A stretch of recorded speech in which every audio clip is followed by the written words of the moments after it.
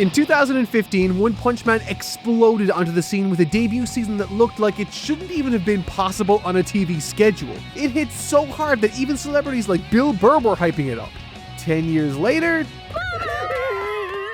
Season 3 shocked viewers for a very different reason. Scenes that barely moved, cuts that felt distractingly awkward, and an episode that bottomed out as the lowest rated anime entry in IMDb's entire catalog. The reaction to Season 3 spiraled out of control so fast that staff were publicly begging fans to stop sending them death threats. So, how does a series this successful fall apart that badly?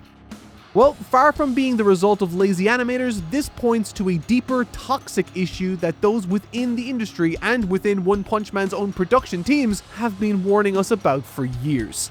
This is the story of how One Punch Man Season 3 imploded.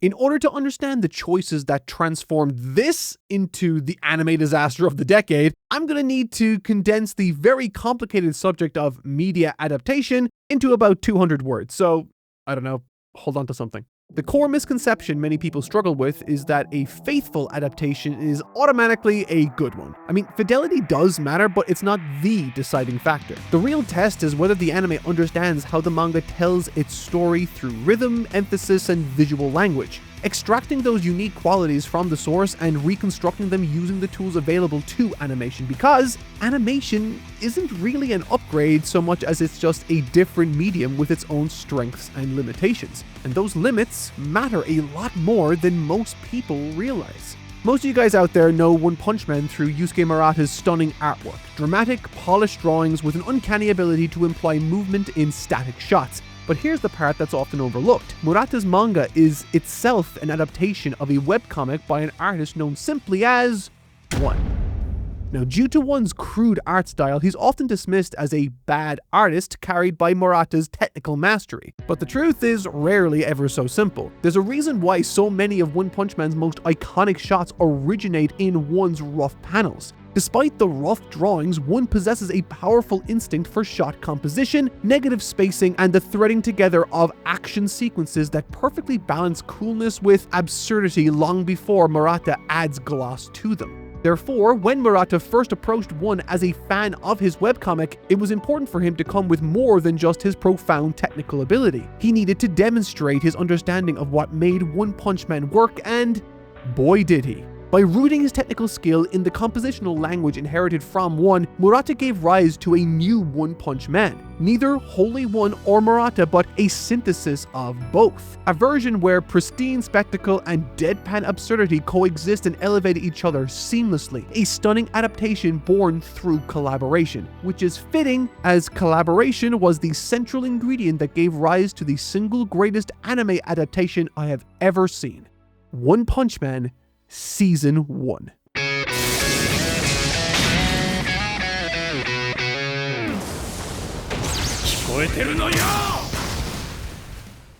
How Season 1 handles this moment with the Deep Sea King tells us everything we need to know about the adaptation. When you look at One's original panel followed by Murata's redraw, the pathway to the anime becomes obvious.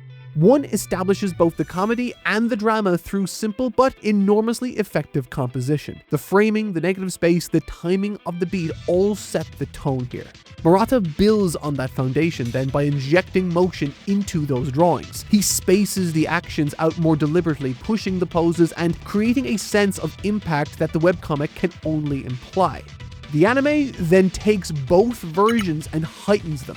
Saitama's bobblehead reaction is the most explicit addition, but the broader, more subtle choices actually matter more. By leveraging sound to shape the atmosphere, rain sits over the entire lead-up, giving the scene a heavy, almost oppressive mood. When the Deep Sea King finally strikes, the force of that punch creates a brief shockwave that clears the rain and leaves a pocket of silence around Saitama's stare. And that diegetic pause?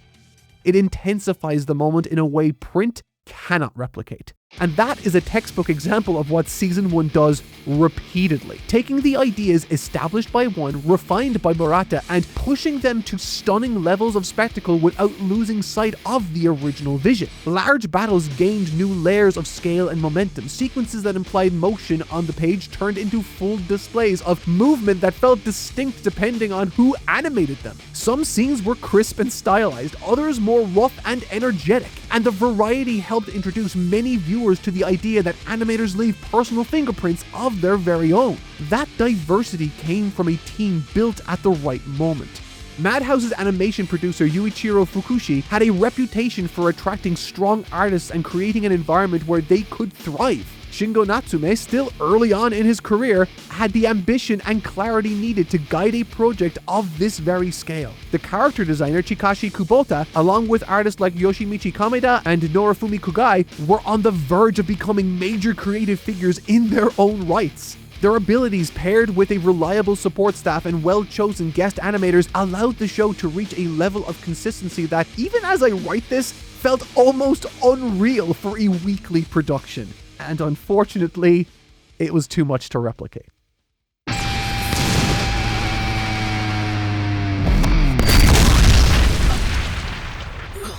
Capturing lightning with the very first season created a strange kind of curse. You see, once a series sets the gold standard for its medium, every follow-up is measured against it, and well, Season 2 just couldn't even attempt to replicate the conditions that made its first outing even possible. The simple truth is that the original team was gone, but that certainly wasn't by choice. You see, the unfortunate reality is that even if directors want to return, the animation production system often makes that very difficult to happen. When all this was going on back in 2019, Natsume actually said he would have liked to have handled One Punch Man again, so it's not like that door wasn't open. The issue was that reputable studios are normally booked years in advance. Production committees dictate sequel timing based on things like marketing windows, not just creator availability. If a sequel's not planned early enough, then you've locked yourself out of the timeline needed to reunite the original team. And at this point, Natsume had moved on to things like Boogie Pop and Sunny Boy, and the original animation team were scattered all across the industry. And so, with Madhouse busy or unwilling to accept the production conditions of the sequel, JC staff stepped up and walked directly into the furnace with Season 2. There was no version of reality where it matched Season 1's scale or polish, yet it still managed to deliver an adaptation that was steady, thoughtful, and far better than its reputation might suggest. One of the more interesting sections of Season 2 adapts material that originated not from one, but from Murata's embellishments to the original manga. The wig shop encounter between Garo and Saitama is a good example of this. Murata's tendency to break actions into moment-to-moment panels gives his pages a natural sense of movement. They almost feel like animation roughs themselves, and while JC Staff's Season 2 didn't have the resources to match that standard set by Madhouse, they didn't let that stop them from making smart choices. By leaning into the crudeness and absurdity of that moment, the anime found a comedic artistic style that both suited and elevated the scene, in my opinion. I mean, the conversation with the store clerk continues on in the background while Garo collapses out of frame, and the sound design supports that too as he fades out of consciousness.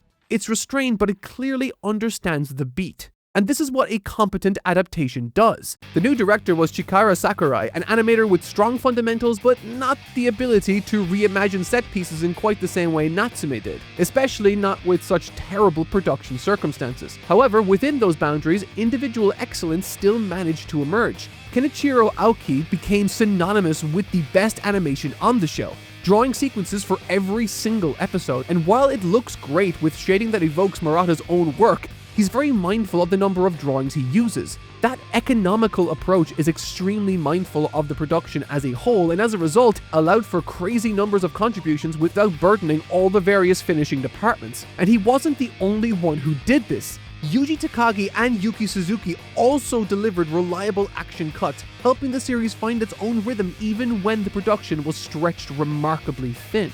Though, admittedly, it wasn't all good. There were absolutely outright creative missteps, like the heavy digital textures on characters and backgrounds, but largely the flaws of some fights feeling stiff or underdeveloped were simply signs of a team that had to prioritize finishing the show over reinventing it. Season 2 followed the manga closely because it didn't have the time or resources to expand upon it. And yet, with time, and especially in contrast to what came later, many fans now look back and recognize how much this team actually managed to accomplish. It was an ordinary production elevated by the efforts of individual artists who understood the assignment. Season 1 had the freedom to chase ambition. Season 2 tried to hold the line with what it had. 6 years separated it from the next installment, but that gap did nothing to protect Season 3 from what came next. One thing that One Punch Man Season 3 makes painfully clear is how fast things can fall apart when the foundation isn't exactly protected. If the production pipeline isn't stable, even the best talent in the world can't stop the cracks from spreading. And that idea carries over pretty neatly into real life and your browsing habits, particularly when you're traveling. Because the moment you're on airport Wi-Fi, networks with basically no protection, you're in the very same situation.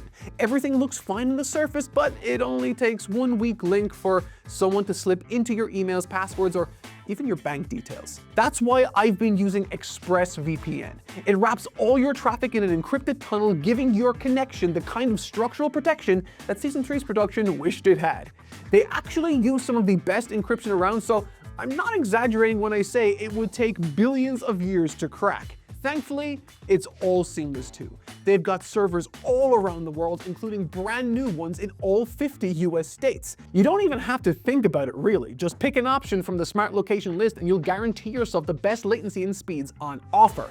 It's just one click to connect and you're good to go. And it's also cheaper than ever thanks to their new tiered plans. Starting at just $3.49 a month, you're getting a great experience. That's just 12 cents a day, and even the basic plan gives you 10 simultaneous connections, so a laptop, phone, tablet, whatever you're using, it's all protected at once. They've been our longtime partners, so you can get yourself 4 months extra using our own community link. Scan the QR code on screen, click the link in the description, or go to expressvpn.com/notmark. That's 4 months extra just for you. Enjoy.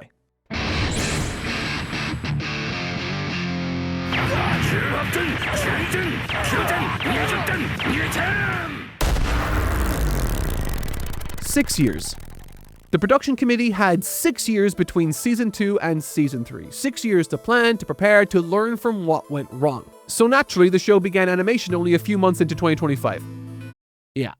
Pre-production is extremely important. It's the stage where design, style guides, and structural decisions are refined, but at studios as big as JC Staff, long stretches of silence between projects rarely imply focused development. More often than not, it means staff are tied up with whatever show has the nearest broadcast deadline. Even when a project is in production, that doesn't mean most of the team's actively working on it. There are actually a few ways to infer when a show's production truly kicks into gear, but one of the most reliable ways is to look at the people who make up the production desks. Unlike animators or directors, these roles aren't usually spread across multiple titles. The sheer complexity of the job requires them to be attached to a single series at any given time, and so their credit history forms a pretty clear timeline for us. In Season 3's case, the timeline is both revealing and incredibly depressing. Aoi Terayama, the production manager for Season 3, spent the end of 2024 finishing 2.5 Dimensional Seduction and The Do-Over Damsel Conquers the Dragon Emperor, and then moved directly onto Can a Boy-Girl Friendship Survive for Spring 2025. And yes, good God, what the hell are those names? But even Episode 1's production manager, Hajime Nagase, only transferred to JC Staff in 2024, and was immediately tied up in Magalumiere until that finished up at the end of that year. And that same story repeats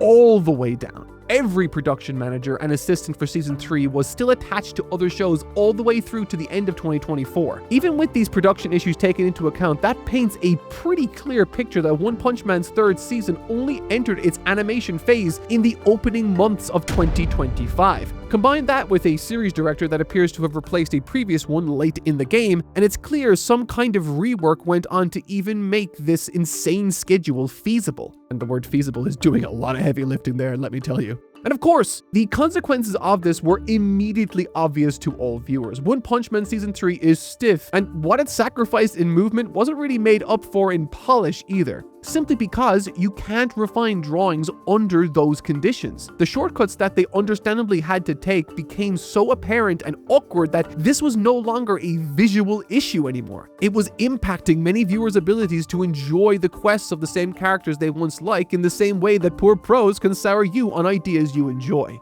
There's one key characteristic in One Punch Man Season 3's production mess that explains why so many viewers reacted strongly against it, even though TV animation is plagued with problems.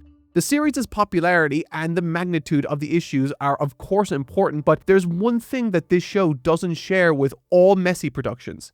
It's conservative by design. Now, this doesn't mean that the team set off to create a bad show, but rather that they knew how bad the circumstances were from the beginning, so it's always being geared for survival against all odds. Series director Shinpei Nagai has received a deeply unfair amount of hate for doing the type of job that few want to even attempt. Trying to ensure that a show with high expectations is finished within extremely tight deadlines while still somewhat resembling the show that people feel so passionate about is an insane undertaking. Even when it comes to the outsourcing practices, the team has had to reach out to companies that specialize in quick delivery over everything else. Now, some of the greatest TV anime in recent years have made great use of subcontracting, giving specific episodes to capable and fitting teams to allow the main crew to pace themselves correctly. But within the context of crunch, One Punch Man Season 3 has had to opt for less reputable support companies built around the idea of delivering something fast. And this damage control approach has been apparent since the first episode of Season 3, beginning with the storyboarding itself. You see, when you adapt source material with visual components, it's perfectly common to build upon its imagery. And as we've seen, One Punch Man is no stranger to this. Given that the second season was already fairly close to the flow of the manga, and like I said at the beginning, even Murata's interpretation owes more to one's image composition than the latter gets credit for, what makes One Punch Man Season 3 stand out in this regard is the way that it can go for several minutes without introducing a single new shot or idea that wasn't already present in Murata's comics. Now, animation generally needs the addition of new cuts to feel natural for the viewer. This is because it's consumed as a continuous flow, rather than the separate panels that encourage you to imagine what's in between them when reading a comic. And yet, there's little to none of that in this season. Far from broadening the scope to match what people had imagined when they read the manga, what they've had to do is simplify everything so that it could be finished in time. If you're an avid fan, chances are that you've noticed how the eye-catching angles from the originals have been consistently nerfed so that they've been a bit easier to draw. And while this would be alright for a solid adaptation occasionally leaning into a manga panel, one that offers none but lesser versions of those original drawings comes across as far too bare bones. As its sole storyboarder so far, Nagai has conceived the entire season like this so that it's somehow feasible for the rest of the team despite the very negative circumstances. It's an approach that results in a show that is very recognizably One Punch Man, since it follows the original so closely, but that is so awkward in execution that anyone can pick up on its issues even if they aren't familiar with animation practices themselves. Again, this isn't a condemnation of Nagai or the artists working on the show. This was a no-win scenario with the cards that they were given. They opted for long-term survival in a situation where higher ambition would have led to everything blowing up very early on into the broadcast. So if you want to look for culprits, you should look higher up, at the companies calling the shots in the committee. The final question many people are asking themselves is, how could this happen to One Punch Man? It's important to understand that, for as troubled as the production was, it's by no means unique. Sure, we've talked about its conservative storyboarding as a distinctive trait, but the way those issues manifest doesn't change that tons of shows at this very moment are just as screwed, if not worse. If One Punch Man Season 2 was ordinary, then Season 3 has slipped down to the subpar zone, which means that it's about on the same level as at least a dozen other shows in any given season. If you only ever watch high-profile popular anime, you might not know just how common these issues are nowadays. We're in a period of polarization in the anime industry where the titles at the top aim higher and higher to match the expectations of people on social media, while many other titles sink deeper and deeper into the mud. Now, this isn't to say that the largest titles don't suffer production issues, they absolutely do. Some of them in recent years have been very public about those problems, but what you can do with such projects, though, is essentially brute force your way through top-of-the-line artists who can at least give off the appearance of high-quality animation. But since there are only so many difference makers like that in the industry, it's not exactly a panic button many have access to. Another thing that you guys might be thinking right now is surely a show like One Punch Man is big enough of a deal to be granted that special status, right? Well, unfortunately, not even popularity can ensure that you will have the tools to create a high-profile anime the way you want to. Back in 2023, My Happy Marriage absolutely trounced the sales of every light novel and anime-related book. It achieved that while also spawning the biggest Japanese live-action film of the year, as well as successful adaptations into manga and the theater. And so, after receiving a solid season of anime as well, the production of its sequel was rushed so badly that it tanked the quality it once had, eventually having to stop the broadcast altogether, delaying the remaining episodes and putting out official apologies. I'm serious. This actually happened. One of the few series to surpass My Happy Marriage's popularity at its peak was Apothecary Diaries, which has continued to be a mega hit that is now awaiting an original film and a third season. And yet, after its very carefully made first season, that rush to release sequels within ruthless deadlines has also hurt the production a great deal. The series is created in collaboration between teams at 2 different studios, and yet both of them went on to create different shows during that tight gap between Apothecary Season 1 and 2. As a consequence, they had to lower their polished standards a lot for the second season of Apothecary Diaries, only managing to avoid cancelling the broadcast altogether due to contracting a low-profile yet very reliable studio to produce 1/3 of the episodes in the second season. Had they not pulled off that emergency trick, the issues could have easily reached the level of One Punch Man Season 3. Now, if you are a fan of One Punch Man, all of this isn't to say that you shouldn't feel upset. But what is worth understanding, though, is how widespread and pervasive issues like this really are, and where they really stem from. Hating on directors and animators who were set up for failure is punching down in a truly pointless way. It's hard to make a difference as individuals, but if we have to project anger somewhere, it should be at the high-level producers pushing for narrow window releases and the unhealthy structure of the industry as a whole. So the next time you see real staff members begging fans to stop sending them death threats, remember, they're not the ones who broke One Punch Man. They were the only ones who tried to hold it together while the industry insisted on ripping it to shreds. Thanks for watching.